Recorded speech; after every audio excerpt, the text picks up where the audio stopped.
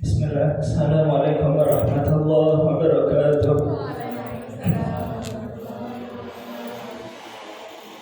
Alhamdulillah. Wassalatu wassalamu ala Rasulillah wa ala alihi wa ashabihi wa man wala. Alhamdulillah. Alhamdulillah ala fitratul Islam wa kalimatul ikhlas wa ala dini nabiyina Muhammad sallallahu alaihi wasallam. Asyhadu an la ilaha illallah wahdahu la syarika lah wa asyhadu anna Muhammadan abduhu wa rasuluh. Allahumma rabbana zidna ilman warzuqna fahma. Allahumma inna nas'aluka ilman nafi'an wa rizqan thayyiban wa 'amalan mutaqabbalan. Rabbi shrah li sadri wa yassir li amri wa hlul 'uqdatam min lisani yafqahu qawli, amma ba'du. Jamaah salat maghrib yang dimuliakan oleh Allah Subhanahu wa taala. Alhamdulillah, kita bersyukur pada Allah atas nikmat iman dan Islam yang telah Allah berikan kepada kita. Alhamdulillah, kita bersyukur pada Allah atas nikmat hidayah, atas nikmat sehat, kesempatan, peluang, sehingga alhamdulillah dengan limpahan nikmat itu kita bisa berkumpul untuk kembali hadir di majelis ilmu setiap malam Ahad. Semoga pertemuan kita mendapatkan keberkahan dan kemuliaan dari Allah Subhanahu wa taala. Amin ya rabbal alamin. Salawat dan salam kita aturkan kepada Nabi Muhammad sallallahu alaihi wasallam. Semoga kita nanti bisa bertemu dengan beliau, bisa mendapatkan syafaat dari beliau, dan semoga kita bisa masuk surga bersama beliau. Amin ya rabbal alamin. Baik, tema kajian malam ini insyaallah tentang adab berbicara, yaitu tentang adab berbicara. Berbicara ini merupakan nikmat yang Allah berikan kepada kita. Jadi ada orang itu yang diuji oleh Allah dengan tuli, dengan bisu, sehingga dia tidak bisa mendengar dan tidak bisa berbicara. Maka karena berbicara ini adalah nikmat dari Allah, maka tentu kita harus bersyukur. Kita bisa berbicara, bahkan ada orang itu bicaranya banyak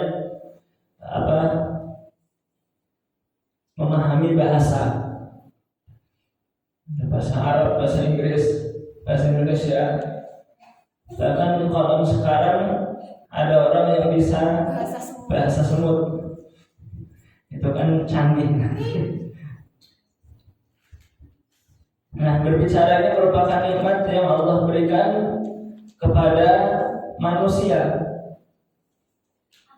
Dan sebenarnya semua makhluk itu berbicara. Semua makhluk itu berbicara. Tapi karena kita tidak paham ya bahasanya, sehingga ya kita tidak tahu kalau semua makhluk itu bisa berbicara. Bahkan dalam Al-Quran semua makhluk itu bertasbih. Yusabbihu lillahi ma fis samawati wa ma fil ardh.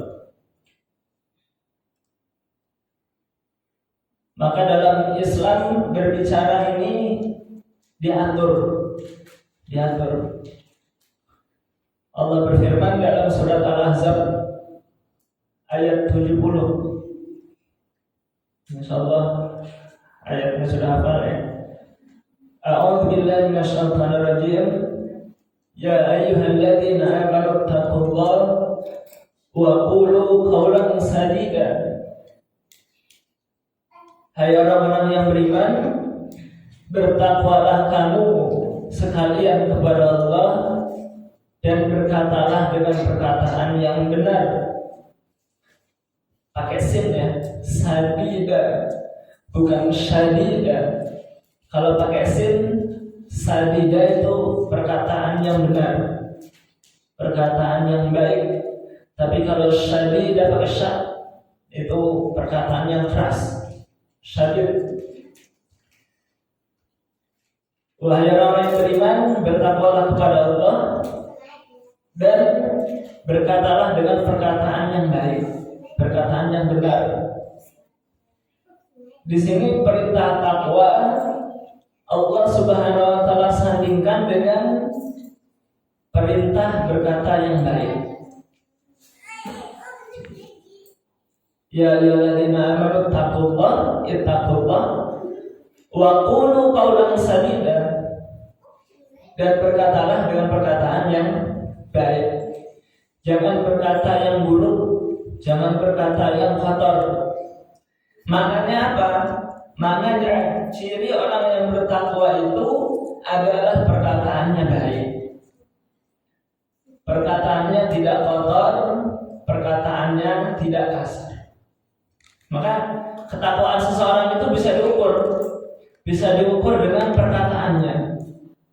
Kalau dia selalu menghina, mengumpat, menjatuhkan, berkata keji, berkata kotor, maka ada permasalahan pada ketakwaannya. Itu kan kadang ada ya, orang itu berkata kotor, berkata tidak sopan, tulisannya ringan gitu. Itu kan banyak ya, perkataan-perkataan yang tidak pantas, sumpah serapah, caci maki, menghina, bahkan berkata kotor, jorok, ada unsur apa? Ya rofat ya, perkataan yang keji. Nah, kalau ada orang yang berkata kotor, maka ketakwaannya bermasalah. Karena ciri orang yang bertakwa itu dia berkata baik, tutur katanya baik. Maka kata Nabi SAW, "Man kana yu'minu billahi wal yawmil akhir falyaqul khairan aw liyasmut." Barang siapa yang beriman kepada Allah dan hari akhir, maka hendaknya dia berkata yang baik. Falyaqul khairan aw liyasmut, atau kalau dia tidak bisa berkata benar, berkata baik, maka sebaiknya dia diam. Baik, kita lanjutkan ayat tadi ya. Wahai orang yang beriman, bertakwalah kamu kepada Allah dan katakanlah perkataan yang benar, perkataan yang baik. Maka Allah Subhanahu wa taala akan memberikan keutamaan. Kalau seseorang itu bertakwa kepada Allah, kemudian dia berkata dengan baik, perkataannya benar, maka akan Allah berikan keistimewaan. Apa kata Allah? Yuslih lakum a'malakum. Maka niscaya Allah akan semakin hari semakin diperbaiki amal-amalmu. Jadi orang itu kalau bertakwa kepada Allah, kemudian menjaga perkataannya, menjaga perkataannya dari perkataan yang buruk, maka Allah akan memperbaiki amal-amalnya. Jadi seseorang itu kalau perkataannya buruk, maka pasti nanti amalannya juga buruk. Kalau seseorang itu tidak bisa menjaga lisannya, maka dia juga tidak akan bisa menjaga amalnya. Lisan itu penting. Jadi kalau orang itu ngomongnya ceroboh, ngomongnya asal-asalan, maka pasti pekerjaannya juga ceroboh. Kalau orang itu ngomongnya jorok, pasti pekerjaannya juga jorok. Maka lisan ini penting. Jadi kalau seorang itu berkata baik, maka amalnya akan baik, akan diperbaiki oleh Allah. Bahkan bukan cuma itu, kata Allah, wa yaghfir lakum dzunubakum, dan Allah akan mengampuni dosa-dosa kalian. Wa may yuti'illah wa rasulahu faqad faza fawzan 'azima. Dan barang siapa yang bertakwa, barang siapa yang taat kepada Allah dan Rasulnya, maka sungguh dia telah mendapatkan kemenangan yang agung. Maknanya apa? Jadi kalau seseorang itu bertakwa kepada Allah, kemudian berkata baik, maka amalnya akan semakin hari akan semakin baik. Kemudian karena amalnya baik, maka Allah akan mengampuni dosa-dosanya. Jadi kalau dia berbuat kesalahan, maka Allah akan ampuni. Tapi kalau seseorang itu perkataannya kotor, maka amalannya juga akan buruk. Sehingga kalau amalnya buruk, perkataannya juga buruk, maka dosanya susah untuk diampuni oleh Allah Subhanahu wa taala. Nah, ini jelas ya. Maka lisan ini harus betul-betul dijaga. Jangan sampai merendahkan, melecehkan, menghina. Banyak bentuk daripada berkata kotor, memfitnah, mengadu domba, menggibah, apalagi banyak bentuk daripada maksiat lisan. Berkata bohong,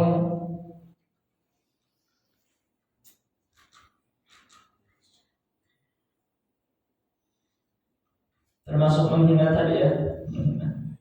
Maka Allah juga berfirman dalam surat Al-Hujurat ya, ayat 12, A'udzu billahi minasyaitonir rajim.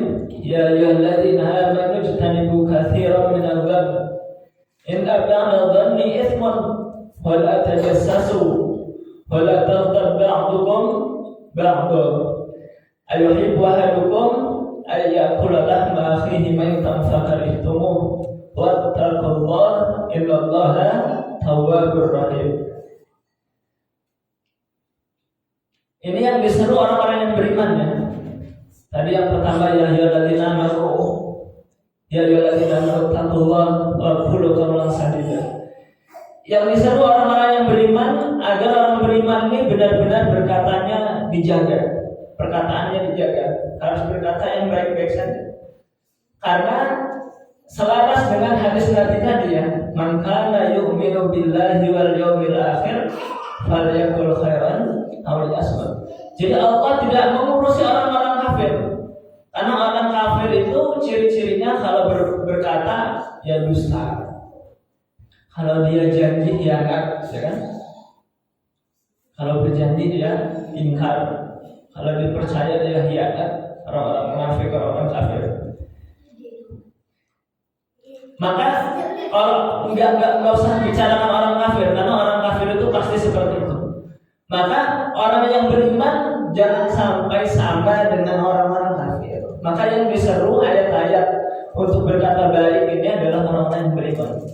Wahai orang-orang yang beriman, jauhilah kebanyakan prasangka. Karena sesungguhnya sebagian tindakan berprasangka itu adalah dosa. Janganlah kamu mencari-cari kesalahan orang-orang lain. Janganlah sebagian kamu menggunjing sebagian yang lain. Sukakah salah seorang di antara kamu memakan daging saudaranya yang sudah mati? Tentu kamu merasa jijik kepadanya. Dan bertakwalah. Di sini ditutup dengan wattaqullah. Dan bertakwalah. Sesungguhnya Allah Maha penerima taubat dan Maha penyayang. Ayat ini larangan untuk orang-orang yang beriman untuk menggunjing. Menggunjing itu apa? Menggibah, membicarakan kejelekan orang lain. Jadi memang sebaiknya kita itu walaupun dia benar-benar melakukan keburukan, sebaiknya kita itu menjaga keburukannya, jangan sampai dicerita-ceritakan. Walaupun memang dia itu betul-betul buruk. Tidak boleh menggunjing, apalagi dia masalah aib pada dirinya, maka tidak boleh dicerita-ceritakan. Atau dia menjelek-jelekan saudaranya di hadapan orang lain, atau disebut dengan ghibah ya. Maka orang yang seperti ini, kata Allah, seperti memakan bangkai saudaranya. Tentu merasa jijik gitu. Maka karena itu perkara yang menjijikkan, maka jangan dilakukan, harus dijauhi.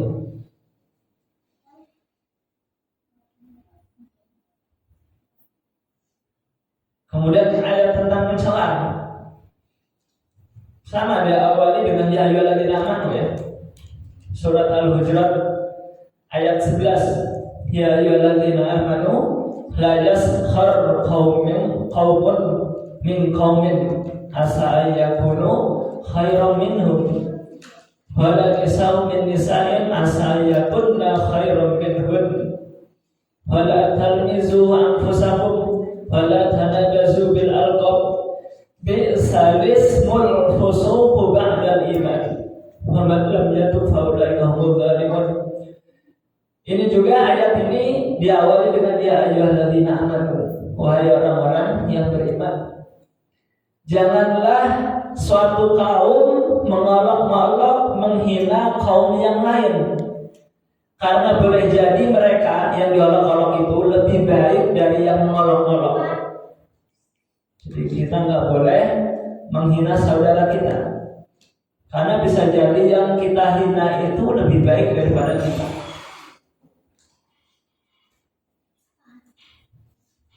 Kita ngomong apa menghinanya, kamu itu jelek, padahal dirinya belum tentu cantik, belum tentu ganteng, gitu. Belum tentu juga. Atau dalam hal fisik ya, atau dalam masalah amal, atau masalah amal.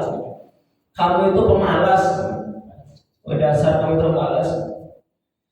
Padahal bisa jadi yang berbicara yang menghina itu jauh lebih malas daripada yang dia hina.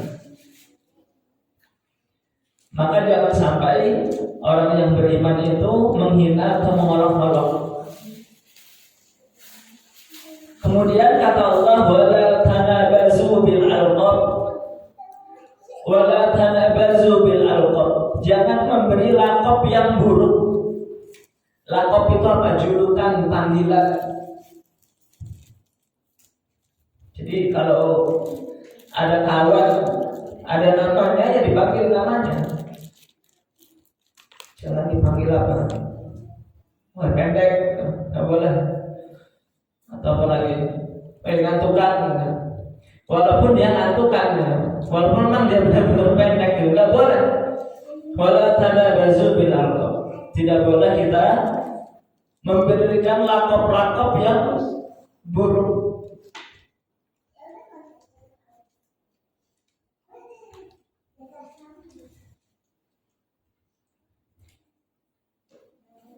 Jelas sampai sini ya? Maka ini harus diperhatikan. Jadi banyak ayat-ayat Al-Quran yang dimulai dengan ya ayyuhalladzina amanu. Makanya kalau kita ini sudah beriman ya harus dijaga lisannya. Sehingga kalau seseorang itu sudah beriman kok lisannya tidak dijaga, dia menyakiti, dia mencaci maki dan seterusnya, maka ada masalah dengan imannya. Atau bisa jadi nanti bisa menyebabkan kekufuran. Jelas ya? Bisa membatalkan iman kita. Jadi salah satu hal yang membatalkan iman itu kadang-kadang syirik gitu kan. Terus apa lagi? Menyembah patung, menyembah apa lagi? Yang menyembah benda percaya sama dukun gitu. Itu yang membatalkan keimanan. Tapi ternyata ada yang membatalkan keimanan seseorang itu yang kita ini tidak sadar.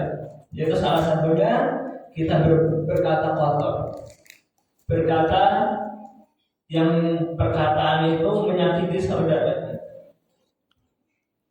Maka ini harus diperhatikan.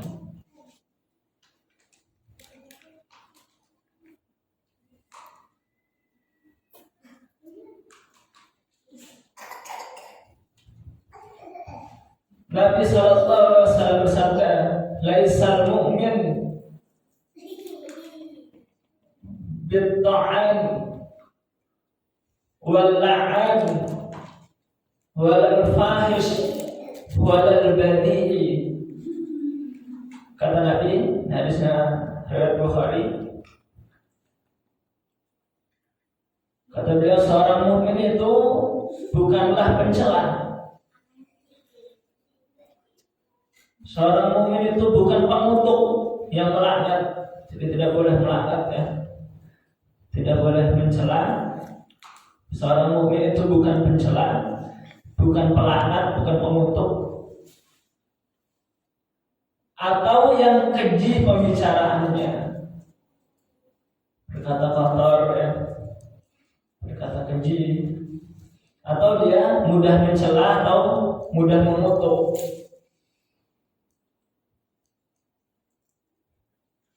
Tidak mudah sumpah serapah. Sumpah serapah itu apa ya?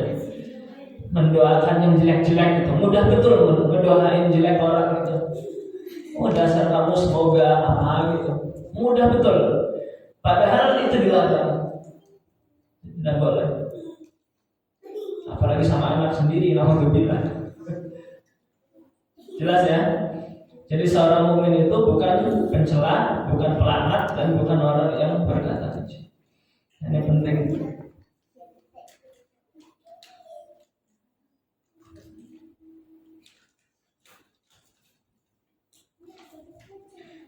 Dan sebaiknya manusia itu, seseorang itu seharusnya lebih baik banyak diam daripada banyak berbicara.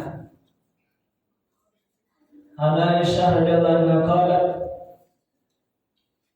anna Nabiy sallallahu alaihi wasallam kana yuhadditsu haditsan law 'addahu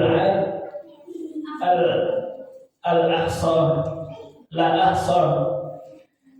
Kata istri Rasulullah ya, Bunda Aisyah radhiyallahu anha, ini Ibu Aisyah menceritakan, kata beliau, sesungguhnya Nabi Sallallahu Alaihi Wasallam apabila membicarakan suatu pembicaraan, sekiranya ada orang yang menghitungnya, niscaya ia dapat menghitungnya.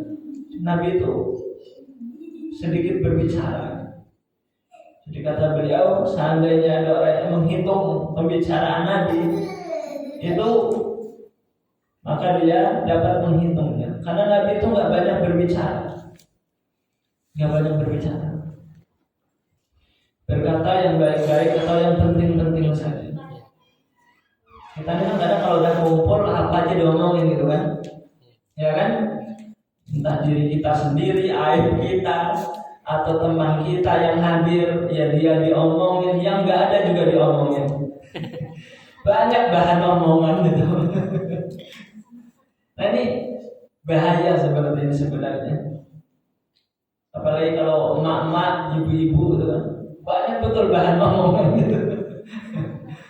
Pokoknya tidak terbatas, pokoknya unlimited. Nah ini sebaiknya memang dihindari. Kemudian berikutnya, ketika berbicara itu seharusnya seorang yang beriman menghindari perdebatan dan saling membantah. Perdebatan itu harus dihindari ya. Debat. Ada sebuah hadis yang diriwayatkan oleh Imam Abu Daud. Aku adalah penjamin sebuah istana di taman surga. Ini kata Nabi ya. Aku adalah penjamin sebuah istana di taman surga bagi siapa saja yang menghindari pertikaian atau perdebatan, sekalipun ia benar. Dan aku penjamin istana di tengah-tengah surga bagi siapa saja yang meninggalkan dusta, sekalipun bercanda. Jadi seharusnya perdebatan itu ditinggalkan, walaupun memang dia benar gitu. Harus dihindari. Jadi kalau semuanya kita sudah menyampaikan, kita benar yang sampai kemudian dia berdebat, maka seharusnya kita tinggalkan. Jangan sampai cekcok. Karena posisinya dia membantah, ditinggalkan.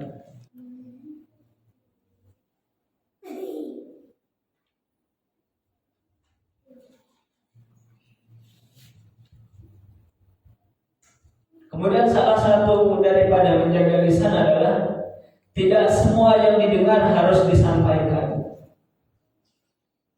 Jadi tidak semua yang didengar disampaikan, jangan. Wa Nabi Hurairah radhiyallahu anhu qala Rasulullah sallallahu alaihi wasallam kafa bil mar'i itsman ayyuhaditha bi kulli ma sami'a. Kata Rasulullah, cukuplah menjadi suatu dosa bagi seseorang yaitu apabila ia membicarakan semua yang telah ia dengar. Kadang-kadang kita dapat cerita dari si A, langsung kita ceritakan ke si B, terus kayak gitu. Dapat lagi, kita ceritakan lagi ke yang lain. Jadi kalau bahasa kita mulutnya lemes gitu. Lemes. Mulutnya itu licin gitu untuk menceritakan cerita dari orang lain. Padahal cerita itu belum tentu benar. Maka tidak boleh. Maka kata Nabi, cukuplah menjadi suatu dosa bagi seseorang apabila membicarakan semua yang telah dia dengar. Jadi perkataan orang itu ada yang pantas kita ceritakan, ada yang tidak pantas, ya kan? Itu harus disaring. Jadi kalau sekira-kiranya baik, ya ceritakan. Kira-kira tidak bertentangan dengan syariat, maka ceritakan. Tapi kalau kira-kira ini kebenarannya belum jelas, maka jangan langsung diceritakan. Termasuk nge-share ya. Share video, share tulisan, share apa itu? Yang itu belum jelas kebenarannya, itu jangan kita share ke yang lain. Kadang kita kan ada tuh kan, apa gitu, belum jelas itu, kita aja nggak ngerti gitu, baru dapat gitu, entah benar entah salah kita share gitu. Nah ini bahaya, maka dosa itu dosa. Maka harus ditabayun dulu, harus dipelajari dulu. Nah ini penting. Kita banyak beristighfar kepada Allah SWT. Kita semuanya, ya termasuk Ustaz juga, anak pribadi dan semuanya harus tabayun. Maka kafal bil bari itsman ayyuhaditsa bi kulli ma sami'a. Kata Nabi, cukuplah menjadi suatu dosa bagi seseorang yang apabila membicarakan semua apa yang telah dia dengar. Jadi semua yang didengar selalu diceritakan.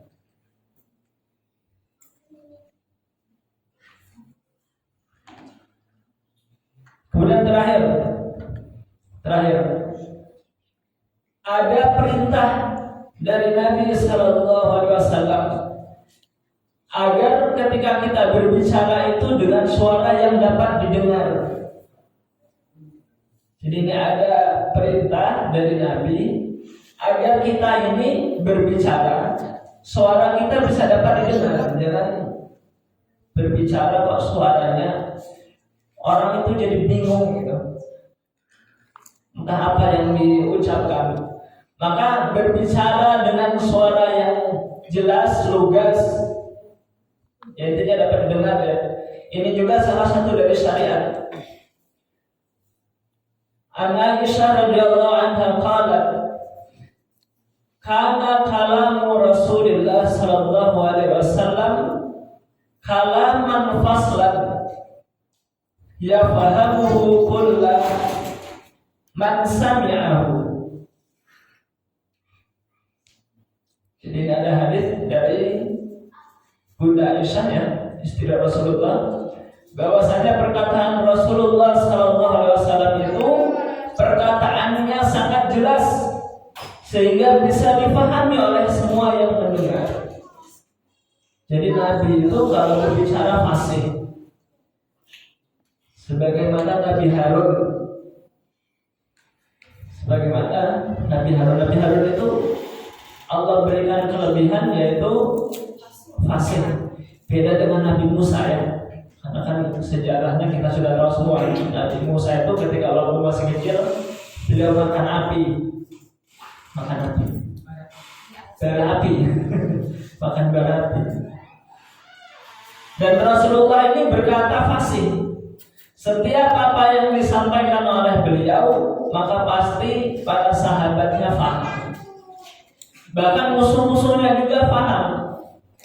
Bedanya sahabat Rasulullah dengan musuh beliau, itu para sahabat mengamalkan, sementara musuh-musuh beliau tidak mengamalkan. Jadi ini perintah ya. Apalagi kalau ada orang yang, tapi kan kalau berbicara ini kan sebenarnya apa ya, skill ya atau talenta. Ada orang itu yang berkata apa ngomongnya itu lugas gitu. Bagus, suaranya juga bagus gitu. Tapi ya bukan berarti kita yang suaranya nggak bagus ya harus diusahakan gitu. Karena ini salah satu daripada tuntunan Nabi, apalagi guru, apalagi ustadz gitu. Seharusnya memang perkataannya lugas. Supaya apa? Supaya mudah difahami. Semua Nabi dan Rasul itu rata-rata fasih bicaranya kecuali Nabi Musa alaihissalam. Maka Nabi Musa itu dakwahnya, kalau beliau itu kan badannya kuat ya, perkataan lisannya beliau itu lemah karena tidak fasih, tapi secara fisik beliau itu kuat. Semua Nabi itu fasih.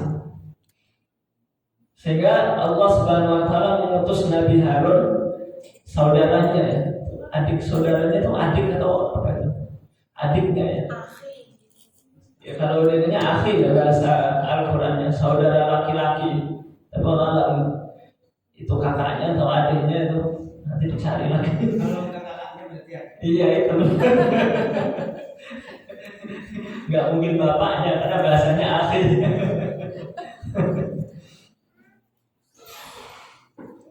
Maka ini disunahkan, bahkan dianjurkan ya untuk seorang murabi, seorang ustaz, seorang dai itu memiliki suara yang lugas. Baik, insyaallah ini beberapa hadis dari Nabi Sallallahu Alaihi Wasallam dan beberapa ayat dari Al-Quran. Jadi kesimpulannya yang pertama, orang yang beriman itu harus dijaga lisannya. Karena setiap ayat yang memerintahkan untuk berkata yang baik itu diawali dengan ya ayyuhalladzina amanu. Tadi ya dalam surat Al-Hujurat ayat 11, ya ayyuhalladzina amanu la yaskhar qaumun min qaumin asa ayyakunu khairan minhum. Kemudian surat Al-Ahzab ayat 70, ya ayyuhalladzina amanu taqullaha wa qulu qawlan sadida. Wahai orang-orang yang beriman, bertakwalah kepada Allah dan berkatalah dengan perkataan yang benar, yang baik. Kemudian Al-Hujurat ayat 12, ya ayyuhalladzina amanu jtanibu katsiran minadh-dhann inna ba'dadh-dhanni itsmun. Ila akhir ayat. Ini menunjukkan bahwasanya orang yang beriman itu harus dijaga lisannya. Kemudian diperkuat dengan hadis Nabi, man kana yu'minu billahi wal yawmil akhir falyaqul khairan aw liyasmut. Barang siapa yang beriman kepada Allah dan hari akhir, maka hendaklah dia berkata yang benar atau diam. Ini sangat kuat ya, sangat kuat. Ini dalilnya sangat kuat. Sehingga seseorang itu imannya batal kalau orang yang beriman lisannya tidak dijaga. Jadi bisa menyebabkan kekufuran kalau seseorang itu lisannya tidak dijaga. So, alhamdulillah paham ya yang saya sampaikan ya kita semua. Dan insyaallah kita siap amalkan. Jangan sampai lisan kita ini ya, menyakiti. Banyak istighfar kepada Allah. Kalau kita ini kan pasti lah ya Ustaz, ya pastilah kita ini lisannya pasti pernah menyakiti. Banyak istighfar kepada Allah Subhanahu wa taala. Mohon ampun kepada Allah Subhanahu wa taala. Karena kita ini beda. Kan lisan kita ini kadang-kadang kan apa yang diucapkan itu sebenarnya kan sesuai dengan hatinya. Perkataan seseorang itu sesuai dengan kondisi apa yang ada dalam hatinya. Kalau lisannya kotor, pasti hatinya kotor.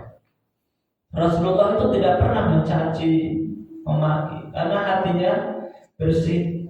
Rasulullah itu sebelum balik itu dadanya dibelah, kemudian dicuci oleh malaikat Jibril sehingga bersih, tidak ada penyakit benci, sombong, dendam, nggak ada beliau. Sehingga karena hatinya bersih, maka tutur katanya juga bersih. Maka lisan ini penting. Karena amalan itu kan ada amalan hati, ada amalan lisan, ada amalan anggota badan gitu kan ya. Iman itu kan kayak gitu kan. Al-iman tasdiqun iqrarun bil lisan, tasdiqun bil qalbi, wa amalun bil arkan aw amal bil jawari. Jadi iman itu mempunyai 3 amalan. Semua anggota badan kita ini beramal, yaitu berkata dengan lisan, meyakini dengan hati, kemudian mengamalkan dengan anggota badan. Nah, seseorang itu 3 itu harus dijaga. Jadi ada amal lisan, amal hati, ada amal anggota badan. Dan amal lisan ini sesuai dengan kondisi hati kita. Pasti kadang-kadang kalau hati kita lagi kesel, lagi jengkel, pasti lisan ini ya walaupun gak berkata kasar, minimal lantang suaranya gitu kan, ngebentak gitu kan. Itu karena kondisi hatinya tidak suka, sakit gitu. Maka ini penting. Maka dengan kekurangan kita ya kita harus banyak istighfar dan terus berbenah ya. Terus berbenah. Insyaallah. Dan cukup sampai sini. Mudah-mudahan bisa kita pahami dan bisa kita amalkan. Ada pertanyaan? Masih ada waktu.